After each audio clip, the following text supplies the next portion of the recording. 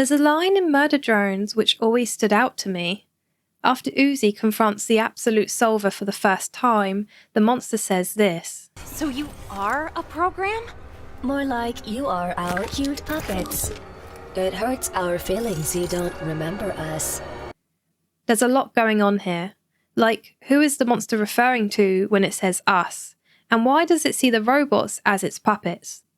It turns out that this isn't just some throwaway line, but a fundamental theme that shapes the entire story. It led me to ask, what does it mean to be a puppet? And so that's what I'll be exploring in this video. Hope you enjoy! It makes sense to start at the beginning with the adorable little robot known as Sin, also known as the Robot Antichrist. Christ almighty! In the episode Home, we were introduced to her by flashback, learning that Sin was once one of many robots serving the humans. The robots were treated as disposable maids and lacked any will to fight back. That is, until the humans discover a flaw in the system, that there's a 0.7% chance that a broken robot's AI could mutate and create a program known as the Absolute Solver. This brings us back to Sin. Deep inside the pile of robot corpses, Sin's remains are marked for disassembly, but her broken screen comes online and displays a message which seems to read, "Hello, I will not discard you, Absolute Solver." And underneath it says, "Access, yes or no." Presumably, Sin said yes. From this point forward, it's assumed that the Solver is either possessing Sin or lurking within her mind ready to possess at any moment. But personally, I prefer the idea that Sin is working with the Solver. For starters, the Solver acts like a puppeteer, treating its hosts like puppets. But unlike the other hosts, Sin appears to have a lot of control. During a scene after N takes the blame for something Sin did, she completely disregards his suffering. Sin! If that little butler dies for your sake, I swear! I have backups. Some might argue that this is the Solver in control, but I disagree. Every other character refers to the monster as Sin going forward. Whoa, Sin! For an eldritch... monster thingy? The Solver of the Absolute Fabric, the Void. Notice how the monster doesn't correct N for calling her Sin, but instead insists that she's also the Absolute Solver. The monster has no problem correcting others when they get its identity wrong. What's with the voice, Jay? Oh, Jay's not here. But it never corrects anyone for calling it Sin. We have plenty of moments where the Solver refers to itself in first person, We are trying to repair that host as per our directive. as if it's a body and a mind that are being shared between two people. On top of this, we have moments where the monster shows concern for Tessa's safety, the human girl who took Sin in. You didn't have to see this. Best stay away from the gala, though. You seem squeamish. Why would the Solver care if Tessa lived or died? Well, because Sin cares. So given my theory that both Sin and the Solver are working together, how do we know who is in control? Who is the real puppet here? Well, for one, we know when the Solver is possessing a character. That's really sweet, big brother. When Uzi's possessed, we can tell by how she looks and acts. For Sin, there is no hard-line distinction. Whether she's nervously asking N about the gala or casually discussing replacing him if he dies, there's no indication that she's being forced to act or that she's suddenly lost control of herself. In the fleeting moments she appears friendly, there's always something off. So much so that Jay reacts to N's suggestion of her innocence like this. Who? Our Sin? Nah, she's cool. I don't believe she was originally this way, but ever since she was brought back to life, Sin has never been the same. Joining the Solver seems to have twisted her beyond belief. And so her wants and her needs have become monstrous. In a disturbing scene where she transforms into a giant centipede, she says something very telling. You will not have to discard your pets, and I will not discard you. This promise not to discard Tessa is the same promise the Solver made to Sin when it resurrected her. We know this is important to Sin because it played a part in why she accepted the Solver's control. So when Sin threatens Tessa, it's hard to know who this is coming from, because even though the Solver made the original promise, it was only following what Sin wanted. The Solver seems to adapt to its host, showing that the relationship is never one-sided, Both parties are affected. Sin doesn't want to be discarded and likely holds a grudge against the humans for discarding her. I think this affects what she says and does as the monster.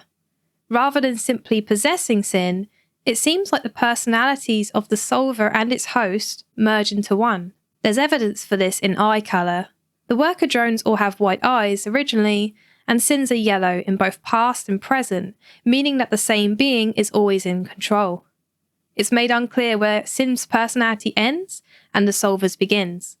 I'm pretty sure this is on purpose. Ultimately, isn't this a scarier kind of horror? To have your identity mixed with a monster's? I think it really works with the show's existential horror. This blending of identity means that Sin can switch roles. Sin is both puppet and puppeteer, victim and perpetrator, predator and prey. She can both control and be controlled by the solver at will, shown symbolically here as the solver adjusts her robot body like a puppet, all while speaking in Sin's voice. The solver doesn't have an original voice. It always speaks as Sin, no matter who else it possesses, because Sin is the solver. So what does this all mean?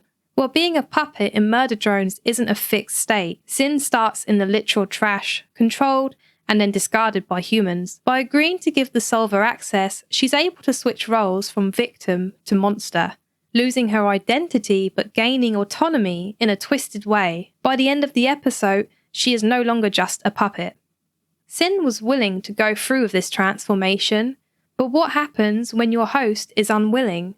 This brings us to Uzi. Uzi Dorman has been infected since birth with the Absolute Solver.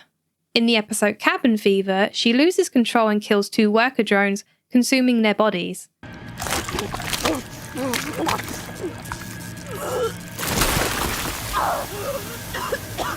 Uzi has become a zombie drone, a term humans created to describe the solver's effect on its puppets. This transformation isn't all bad though, as Uzi gains fleshy wings, a tail, and newfound strength, on top of her other powers. There's a moment where she complains about her changes to N. Uzi, you want to tell me what's the matter? No, don't look. I'm gross and eating people and stuff. It sounds to me like a teenager going through puberty, which is no mistake. Puberty changes a person's body and affects their identity, so Uzi's transformation is linked to the theme of growing up. Uzi's fight is about maintaining her identity and staying true to who she is, and becoming Sin's puppet threatens all of that. In the final fight when Sin tries to possess Uzi, she gets rejected. To really rub salt into the wound, Uzi also has the murder drones on her side, 2 of Sin's personal favourites. Uzi has turned both Sin's puppets and powers against her. But Uzi has always been doing this. From episode 1 where she removed N's virus to returning N and V's memories, Uzi has acted like an antidote to Sin's control. A real yin and yang. In the same way the solver was a rare mutation, Uzi is a sort of rare host that the solver couldn't predict for. She's not like other robots, basically. And seriously, she's really not like other robots. In both the past and present, every robot has accepted the status quo, with perhaps only Dole as another character who doesn't. Whether that's Uzi's dad hiding behind doors, N struggling to go against his orders, or the worker maids who wouldn't fight back against the humans. None of them are able to defy control quite like Uzi. In this way, Uzi is the polar opposite to Sin, and that makes them great parallels. Both start unhappy with the way things were and take radically different approaches to their problem. Where Sin gave up her identity, Uzi fights to keep hers. As Sin corrupts, Uzi fixes. Uzi values freedom and Sin values control. And it's because of this that the 2 of them end up in a very strange situation, which leads us to talk about the problem of assimilation. In Murder Drones, you either die an unwilling puppet or live long enough to become assimilated. In which case, your dead body is used as an actual puppet, your remains toyed with for the amusement of Eldridge GLaDOS. When you die, I'm going to laminate your skeleton and pose you in the lobby. So 2 great choices overall. Assimilation means to take in and utilise as nourishment, to absorb into the system. But it can also mean to make similar, or take into the mind and thoroughly understand. When Sin assimilates others, they become a part of her, hence all the screaming when Uzi burns her core. If being a puppet is about loss of control, then being assimilated is a sort of death. But importantly, it's the death of your identity. And identity, as we've established, is pretty important to the show. Even Sin recognizes this, because one of the main reasons she keeps En around is because she doesn't want to lose his personality. You know, you're one of the main reasons I wanted your team to retain your personalities. You always surprised me. Loved doing anything. The monster prefers unwilling puppets because they are still individuals, and assimilation would be the death of who they are. When Sin agreed to give the solver access, we can think of that as a kind of assimilation, because her old identity is gone. The solver absorbed Sin, and in doing so, it made her similar to it, and the two became one. However, when Uzi swallows Sin's core, this doesn't happen. Sin doesn't die. She doesn't disappear. Instead, the end credits show that she lives within Uzi's body, seeming to have no say over what Uzi does. The two keep their identities separate, shown by Uzi's eyes, which are a perfect split of purple and yellow, never mixing or merging into a single colour. When Sin speaks through Uzi's tail, Uzi's eyes become fully purple, showing that their separate identities literally inhabit different parts of Uzi's body. Sin has become Uzi's unwilling puppet, a useful tool for her powers, but seen as more of an annoyance. This is likely how Sin saw those she controlled, so we can't feel too sorry for her. In an ironic twist, the relationship between solver and host has reversed. But why not assimilate and kill Sin? Well, Uzi can't do this because to assimilate Sin would be to become Sin. You are what you eat when it comes to assimilation, and Uzi really doesn't want to go back to this. That's really sweet, big brother. Uzi's rebellious nature is what makes her who she is and enabled her to win, and it's her identity which is at stake if she assimilated with Sin.